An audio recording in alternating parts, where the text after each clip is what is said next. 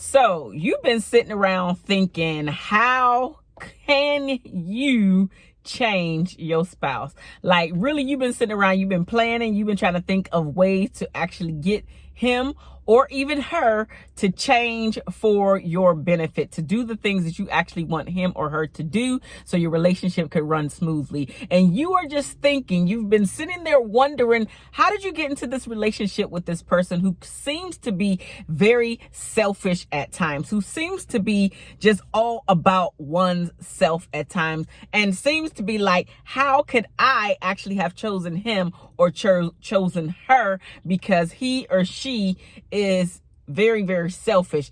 And maybe even in the beginning, he or she didn't even start out that way. You've been thinking about how can you change your spouse. You've been plotting about how can you do this very thing. Well, guess what? I'm here to bust your bubble. But before I bust your bubble, let me tell you who I am. My name is MarshaunOlaniyan, and I help women who are married or in long-term relationships stop feeling disconnected and unloved and shift them to feeling appreciated, honored, all while creating the intimate moments that she deserves. Now, let's get back to you trying to change your woman or change your man. Here's the bubble buster. Boop. You're not.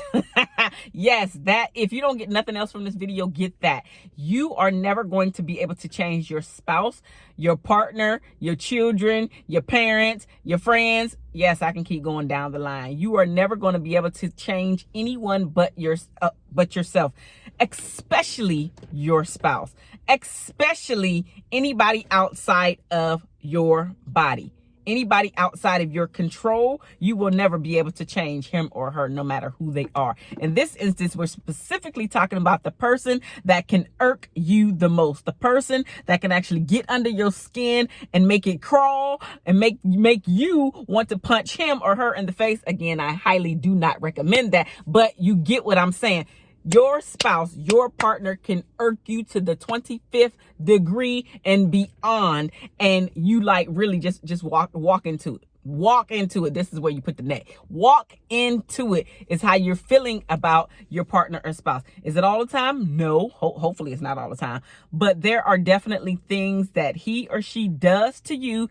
But here's the flip side. There are things that you absolutely that do to your spouse or partner as well that you're not even realizing that irk him or her. Some things he or she's probably brought to your attention, but many things probably not. And you do the exact same thing. Again, if you don't get anything from this talk today, know that you cannot change anyone. Here's the thing that you're going to end up doing. The more you push someone to try to change themselves, you are going to be frustrated. You're going to be pissed off. You're going to feel like, did you choose the right person? You're going to even be saddened by this person, your spouse, your partner, whenever they walk into the room. Because you're going to feel like, again, very, very selfish. How did I get into a relationship with this person? How did I choose this person? Like they wasn't like this in the beginning. So how did we get here now? And the truth of the matter is, those tinted rose-colored glasses came off. And now you can see who she and he really is. We have a fantasy about our partners. We have these daydreams about whom we're going to marry, and these daydreams about who we are going to date,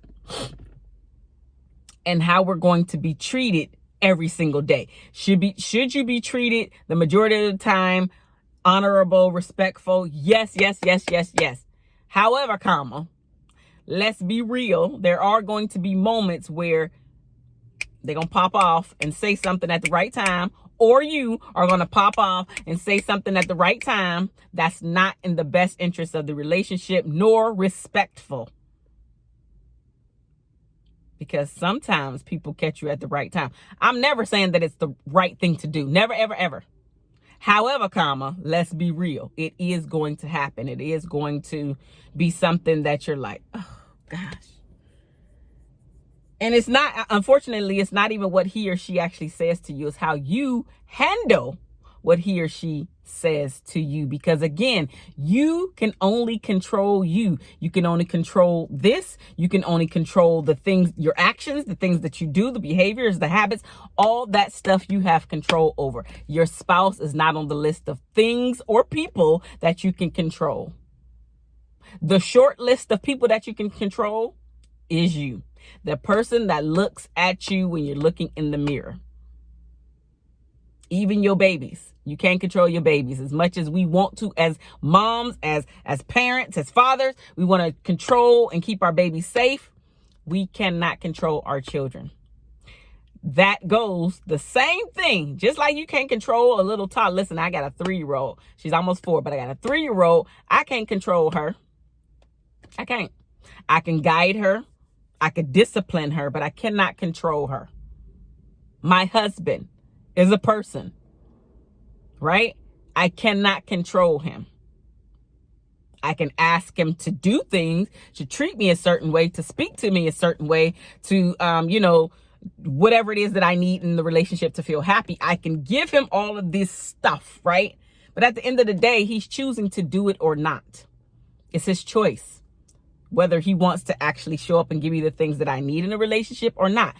All of it is his choice. You don't want to be frustrated each and every day.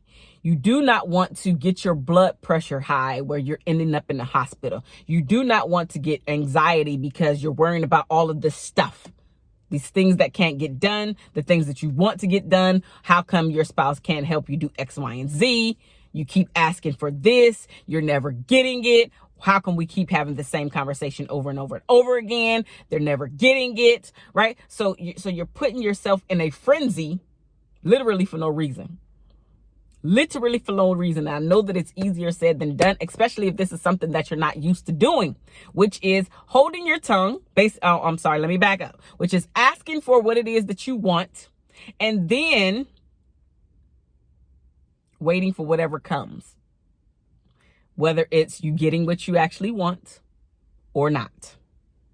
Or maybe you're getting partially what you want or not. Live prime example is the dishes. If you've been following me for any amount of time, you know that I hate hand washing dishes, but I do not have a dishwasher. And I'm in a traditional household, so I take care of the household duties. With that being said, my husband hates to see dishes in the sink. But my husband will not wash the dishes. It literally is, it's like now we've gotten to the point where it's actually a laughable joke. But it still irks me at times. Here's the thing. As soon as I go in there and clean up that kitchen, and I'm sure some of y'all can understand what I'm about to say. As soon as I finish cleaning up that kitchen, all of a sudden, my husband is hungry. Like, you've been sitting here all this diggity doggone time. And also, if you've been following me, you know I don't wash dishes every single day. So now I got a nice little stack of dishes that's taking me a minute to actually get stuff done. So I get done. I mean, it's pristine, counters clean, table clean, blah, blah, blah, dishes dry, put up, kitchen is clean, floor swept. I might, whether I mop the floor or just dust a few areas on the floor, it's clean in there. I walk out, I might take a shower or just go lay down or whatever it is that I do. Maybe I go sit down and start talking next to my husband or whatever. All of a sudden, he up in the kitchen. Like, what is you doing in the kitchen? It literally just got clean. So now all of that is to say, the thing that still irks me to this day, you hate dishes, my husband. You hate dishes in the sink, but you won't wash that bowl. You won't wash that spoon usually. It's usually a bowl and a spoon. Like, why do you have to go in there after I clean it? Go in there when there's stuff in the sink, and then I can keep a clean kitchen instead of it getting dirty soon as I clean up. Like, I don't see what the big deal is. However, getting back to the topic at hand, I can't change him. I would totally love to change him. here's the thing. Guess what? Just last night, and he's done it a couple times before, so I can't front. But I want to keep it like he ain't listening to me. I want to keep it like that. Anyway, so I brought it to his attention. Like I said, now it's kind of a standing joke. Like, why is you in the kitchen? And then he talk about something. I be sneaking in the kitchen now because I don't want you to say that. How come you can't go in there when there's dishes in the sink? Why do you have to go? Literally, when I say listen, when I say every single time I clean up the kitchen, he go in there, knowing that he has a pet peeve about dishes in the sink, but he never cleans them. But I can't change him. He is the only person that can change him. Does it annoy me? I just said it irks me. Does it irk me every day? No, I can't say he do it every day, but you get my drift. He still do it more often than not. However, I am noticing an inkling of change. Because just yesterday, what I was going to say earlier, just yesterday, I went into the kitchen and I noticed that the dishes were actually clean, but he still didn't put them up. So I guess progress is progress, but it is tiny progress. Very, very minuscule moments of progress. And am I praying that one day he just automatically cleans up his dish? Because by the time he goes in there, there are no dishes in the sink. It's only his dishes that he just used. Yes, I'm taking this, I'm taking the dishes topic too far. But you get my drift. When things annoy you, we could talk on and on and on and on and on and on and on about them. So that's what you get right now. When things annoy you about your partner, about your spouse, that you truly want them to change. And we always have a list of things. I'm sure he has a list of things about me as well. I'm sure he does, right? We do a lot of laughing and joking about this stuff, but trust me, be assured, pay attention yourself. Listen to this. Come on in here. When your partner and spouse is laughing about something that they keep bringing to your attention, they're laughing to keep from screaming at you. They're laughing to keep from an argument ensuing. Trust me, they're bringing it up for a reason. If you hear this thing over and over again, excuse me, it's for a reason. It's for a reason. Rest assured, it's for a reason. Point. You cannot change your spouse. There's nothing that you can do. He or she has to decide that they want to change. And whatever it is that they're deciding that they want to change, they will do it.